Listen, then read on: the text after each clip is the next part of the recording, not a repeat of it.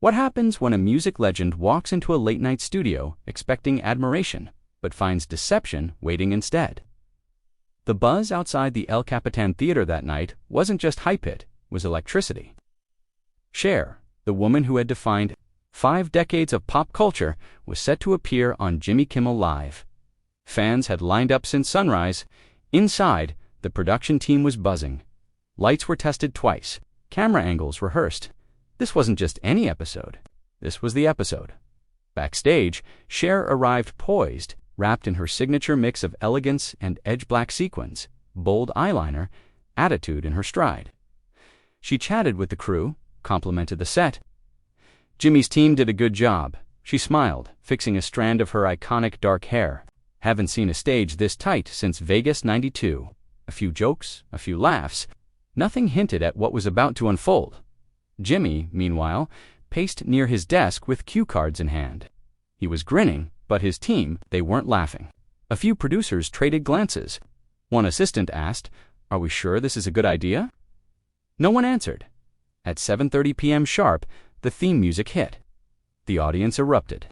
Jimmy strode out, delivering a monologue laced with casual jabs and his usual charm. He mentioned the guest of the night. "Cher is in the building, ladies and gentlemen, so please, pretend like you're cool, even though your moms are about to faint at home." The applause was deafening when she finally walked out. Cher emerged like a storm in heels waving, smiling, owning the space like she always had. She sat across from Jimmy, crossing her legs with effortless grace. "Cher," Jimmy said with mock reverence, "I think you've been famous longer than electricity's been around." She laughed. "Not quite, Jimmy, but close. The first few minutes were smooth."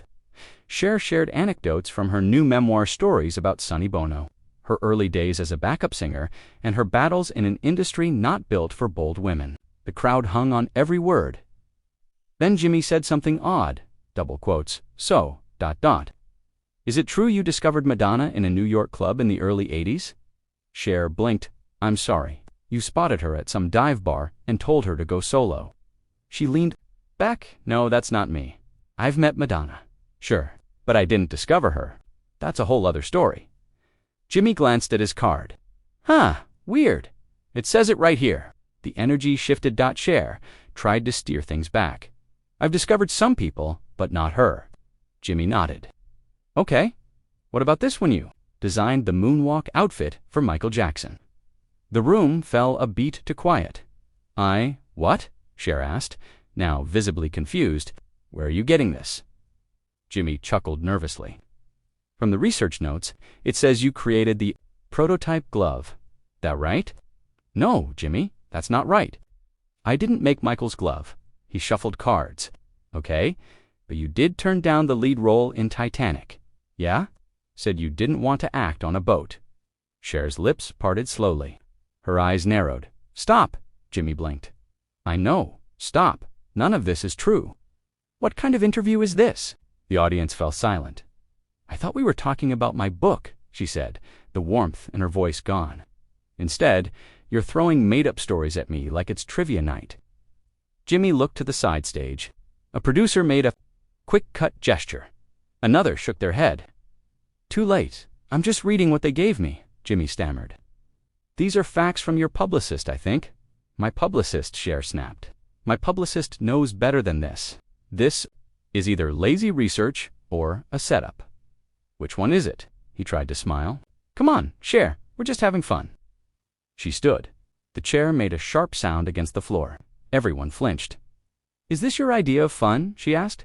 "Feeding your audience false stories about someone who's been in the spotlight longer than most of your writers have been alive?" The audience was dead silent. Several phones were recording, some subtly, some openly. You could feel that history was happening in real time. "I came here to talk about my career, my life, and all you've done is spit fiction disguised as fact. That's not fun. That's disrespectful." Jimmy held up his cards. "Let's not blow this up. Maybe a few things got mixed. A few things," she repeated. "You've got me discovering Madonna, designing Michael Jackson's look, and rejecting Titanic, none of which happened. What's next? Did I write Bohemian Rhapsody too?" A few awkward laughs sputtered, but she didn't smile. She turned toward the audience. "This is what they do," she said calmly. They turn interviews into performance art. But I'm not your prop. I don't play that. The crew looked to the director. Hands hovered near the commercial break. Button, but nobody cut. Nobody moved. Jimmy, finally realizing the depth of the hole, tried again. Cher, seriously. This wasn't meant to be disrespectful. It was sloppy. That's worse. Her voice was calm, but it carried the weight of 5 decades. You get to sit there with your cards and your smirk, while people like me have to protect our legacy. I've worked too hard, for too long, to be treated like an urban legend. Jimmy sighed. Can we just take a break? No, she said flatly. Let's finish this. The cameras kept rolling. No cue cards now. No commercial breaks. Just silence, thick and deafening. Cher remained standing still, poised, but every inch of her body radiated disappointment. It wasn't anger that burned through the studio. It was something colder, something sharper. Betrayal. Jimmy shifted in his seat, visibly rattled. The desk that once gave him comfort now felt like a barrier, a wooden shield between him and a storm he never saw coming. You think I haven't been through worse, Jimmy? Cher said, her voice low but firm. I've had people tell me to smile more, speak less. I've had executives shut doors in my face, men laugh at the idea of me producing my own records.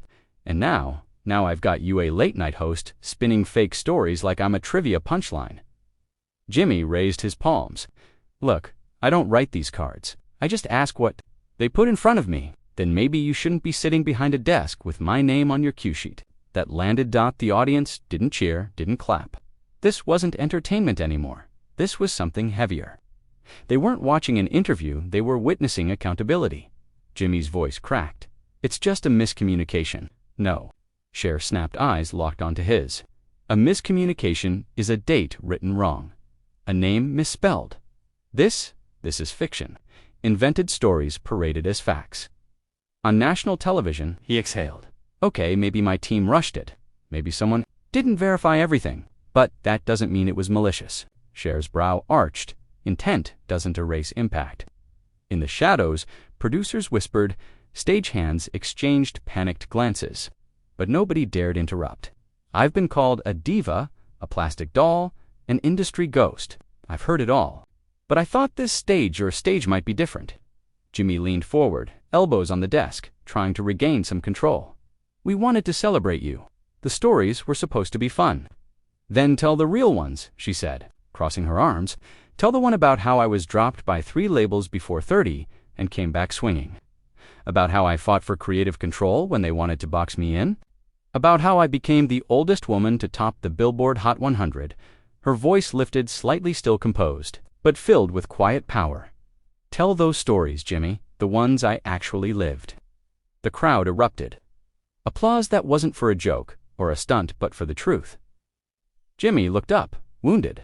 I get it. You're angry. You deserve to be. But I didn't do this to hurt you. Cher looked down at him. Her face softened, just a little.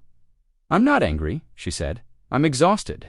And for a brief moment, even Jimmy couldn't. Look away. You do 100 interviews, and each time you hope maybe this one will be different. Maybe someone will actually see you. Not the legend, not the headlines, not the fashion, just the woman, the fighter, the human being behind all that glitter. A long silence followed. Jimmy sat back. He wasn't smiling anymore. He looked small, not out of shame, but recognition. He was beginning to see her, really see her, and that made him uncomfortable from the wings. The lead producer appeared, clipboard in hand, eyes darting. She leaned toward a stagehand. Do we cut? She whispered. Not unless you want to trend for the next 48 hours. Cher turned to them. You want to come out here? She called. You're the ones feeding him the stories, right? The producer froze. No, Cher pressed. No courage when it's your lies under the spotlight. Jimmy interjected. Let's not turn this into a witch hunt. No, let's call it what it is, she fired back. This industry has survived for decades on the backs of women like me then. Turned around and erased us with a joke. But not tonight. Tonight, we rewrite the rules. Another pause. The audience didn't move. This was no longer about entertainment. It was about truth. Jimmy fidgeted with his mug, voiced lower now. Do you want to stop the interview? Cher shook her head. No, I want to finish it. I want people to see what happens when you try to rewrite someone's legacy with gossip. She took her seat again, composed and completely in control. And Jimmy, knowing he'd lost the power in the room, nodded. "All right," he said, voice trembling slightly. "Let's talk about your memoir." A smirk touched her lips. "Now, we're talking." The applause had faded, but the weight of Cher's presence hadn't. Jimmy cleared his throat, fumbling to regain footing. "So, the memoir." Cher didn't lean back. She didn't soften. She waited. "This book," Jimmy said, holding it up awkwardly, "covers your early years, your rise, the tours, the losses. It's a lot." She nodded slowly. "It is 50 years of stories. Real ones." He blinked. "Right." The audience shifted. The conversation was back on track. But the tension still hovered like a low fog. "You write about how you didn't think you had a voice," Jimmy added. "That's hard to imagine, because you only see the final act," Cher replied. "You see the legend. You don't see the girl getting laughed at by record execs who thought she was a joke. You don't see the woman re-recording vocals in a freezing studio at 2 a.m. because the engineer thought she was being too emotional." He looked down. "You talk about Sunny a lot in the first chapters." "I loved Sunny," she said, simply, even when it was hard. "He saw something in me when no one else did, but he also tried to own me." Jimmy looked up, curious. "Own, control," she corrected. "In music, in life. I spent years learning how to be my own person while standing beside someone who wanted the spotlight for himself." She paused. "You know what that teaches you?" He didn't answer. "It teaches you that applause can be a prison if you're not careful." Jimmy sat with that, and for a brief second, the silence between them wasn't awkward, it was honest. "I get why you're angry," he said, quieter now. "I really do." "I'm not angry," she said again. "I'm done pretending this stuff doesn't matter." He sighed. "I thought this would be easy. I thought a few fun facts, maybe some quirky stories would make for a good show." "And that's the problem," Cher said. "You thought I was a segment? Something to slot in between jokes and viral clips." "I'm not here for your format," the audience murmured in agreement. Jimmy leaned back, defeated. "Okay then, tell me, what should we be talking about?" She folded her hands. "You should be asking me about what it's like to survive in this business without losing yourself.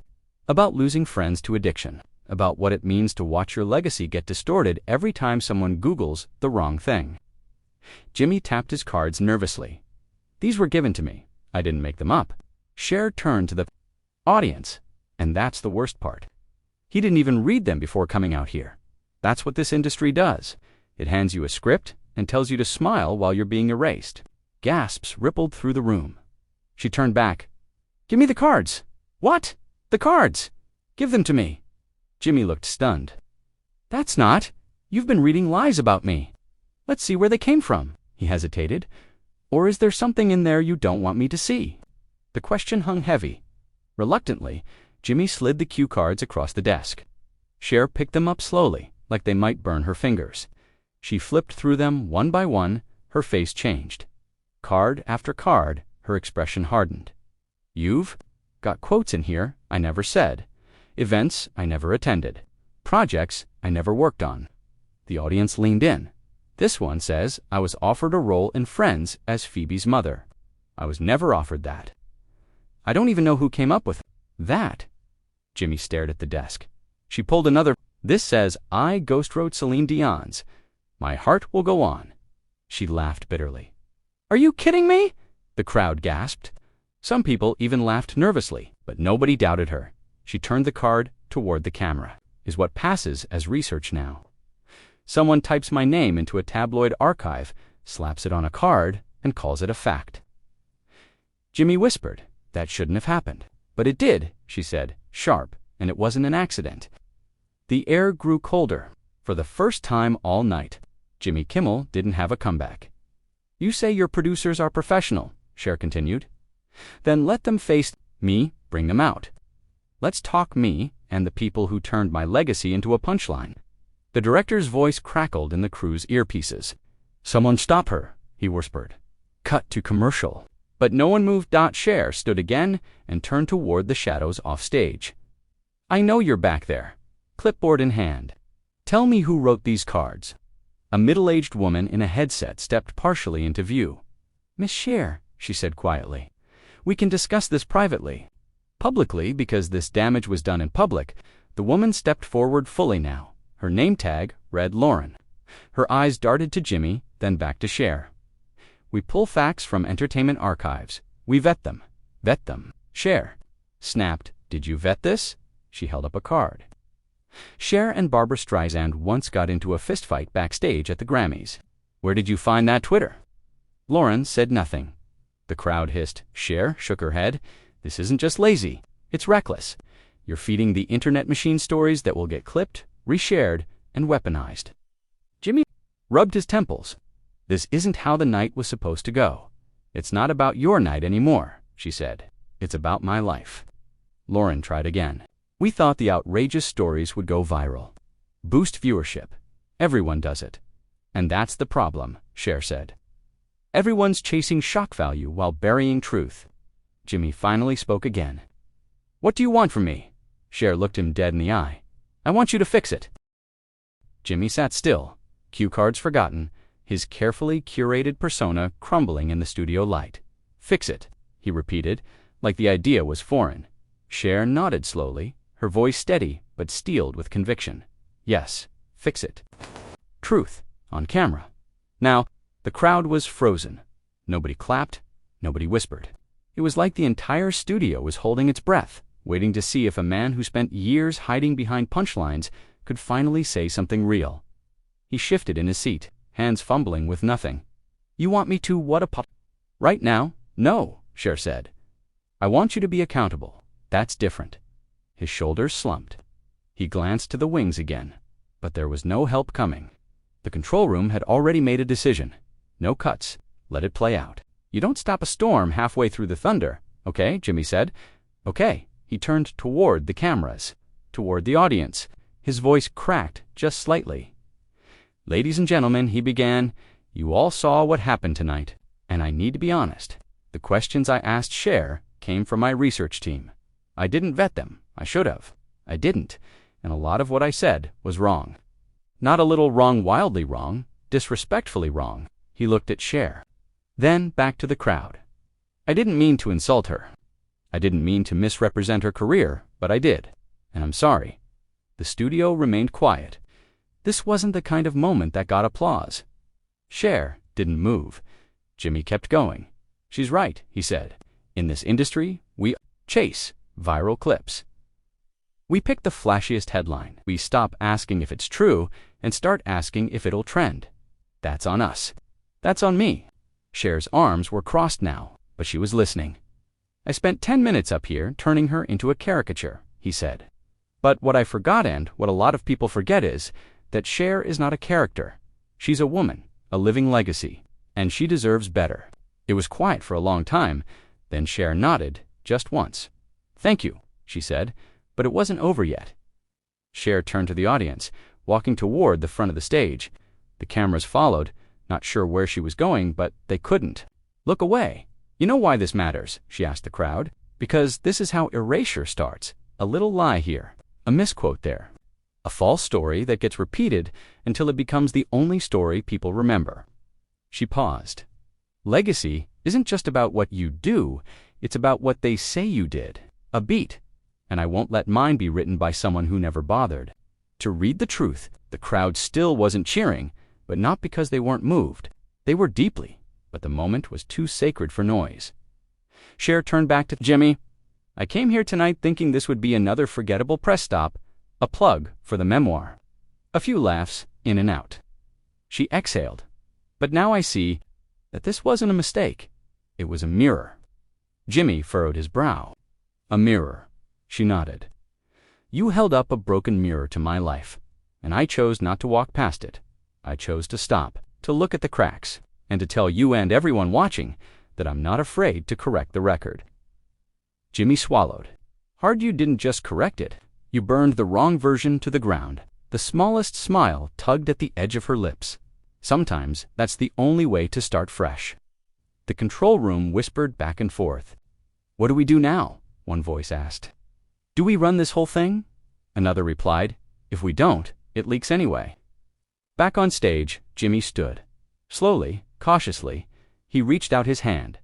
Cher looked at it, and then after a beat that felt like forever, she took it.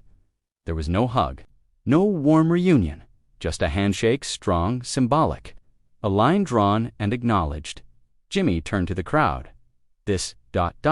might not make the final cut, he said, trying to recover his humor. Or maybe it will. Hell, maybe it has to. Cher raised an eyebrow. It should. Let people see what happens when you stop reading scripts and start telling the truth. The lights dimmed just slightly. The camera stayed on, but the moment had already landed. Cher walked off the stage with her head high, no dramatic flounce, no mic drop, just silence, strength, and the thunder of dignity. As she reached the exit, a young woman in the crew whispered, "Thank you." Cher paused, turned, and said, "Don't thank me. Just remember, you're allowed to call out the nonsense even when it's coming from someone with a bigger mic." And then she was gone. Jimmy sat back down, alone. He looked out at the crowd, at the blinking red light of the main camera, at the broken cue cards on his desk. No jokes left, no laugh track. To save him, just one simple truth. You can't invite a storm like Cher into your house and expect your roof to survive.